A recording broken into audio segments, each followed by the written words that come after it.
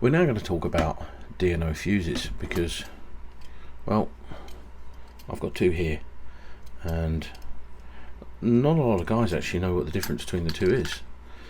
Believe it or not, this is not a fuse. This is most certainly a fuse. So let's look at it. Fuse. Now, we all know DNO fuses are not covered by this blue book.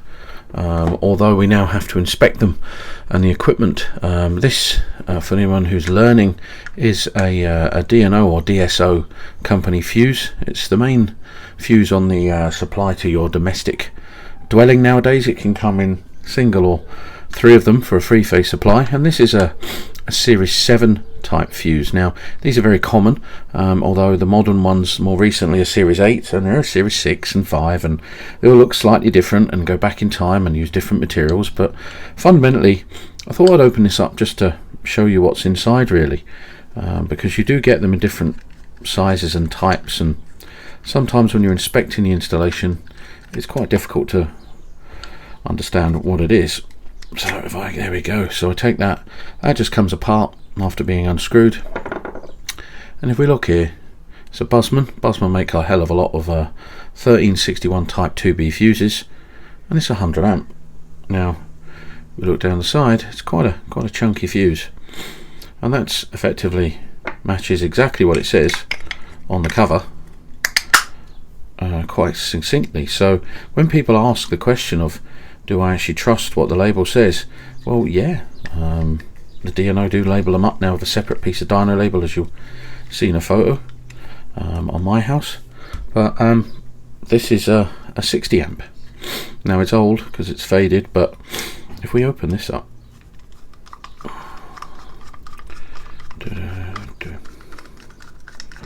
just take that off.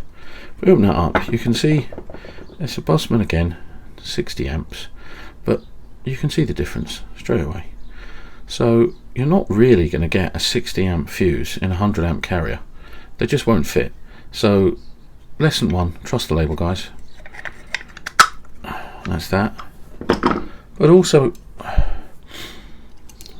well, these strange contraptions. Well, this is also made by Henley. All of the main intakes, most of them in the country, are made by Henley. And what we'll do is we'll open this one up as well, and we'll have a look and see what it's about. Let's see if we can pry that open. There we go. So again, it's the exact same as a 60 amp fuse carrier, but the difference now, as you can see, is it's a solid fuse. Well, it's a hole all the way through the fuse. So it's a bit of conduit. It's actually equivalent to a 20mm piece of conduit. Now, this isn't a fuse, and nowhere on it does it actually say fuse. This is an isolator, and this is what this is designed for. There's nothing on it. So for those of you who are thinking and wondering, perhaps maybe, is this a fuse carrier? No, it isn't. It's actually a form of isolation. It's known as a redhead fuse, and that's all it's for. It's for local isolation. Now, you'll get that in council blocks where you have mantel cupboards, which are the boards that are sunk into the wall outside flats, and it literally forms a point of isolation for the metering company, the DNO. But that's about it. That's all this does.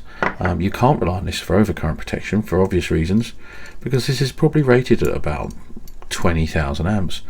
I'm sure John Ward can probably induce some current into it and melt it. I'm not going to do that. This is just a simple quick video to show you what's inside these things, really. So yeah, that's it. These are the different types of fuses and fuse carriers you get. Worth knowing, really, I suppose. Thanks for watching.